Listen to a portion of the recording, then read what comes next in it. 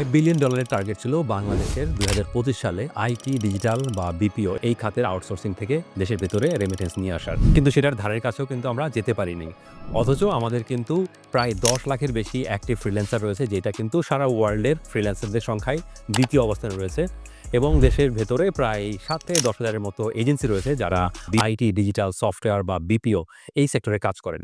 তো আমাদের সমস্যা কোথায়? আমাদের সমস্যা হচ্ছে বাইরে থেকে প্রপার বা যথেষ্ট কাজ না নিয়ে আসতে পারা। সো এই জায়গায় আমাদের প্রবাসী ভাইয়েরা কিন্তু একটা বড় রকমের অবদান রাখতে পারেন, ভালো একটা অবদান রাখতে পারেন। তারা কি করতে পারেন? তারা যেখানে কাজ করছেন, যেই কোম্পানিতে কাজ করছেন, সেই কোম্পানিতে কিন্তু আমাদের এই ইন্ডাস্ট্রিকে পরিচয় করে দিতে পারেন।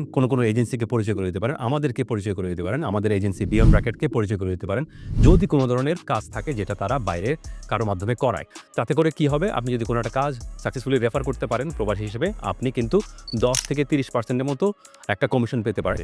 একটা হচ্ছে আপনি প্রবাসী হিসেবে আপনি একটা সাইড ইনকামের সুযোগ ক্রিয়েট করতে পারতেছেন, এই ইন্ডাস্ট্রি সম্পর্কে জানতে পারতেছেন, প্লাস বাংলাদেশে রেমিটেন্সের পরিমাণ বাড়াতে পারছেন আইটি, ডিজিটাল বা বিপিও আউটসোর্সিং এই ইন্ডাস্ট্রির মাধ্যমে।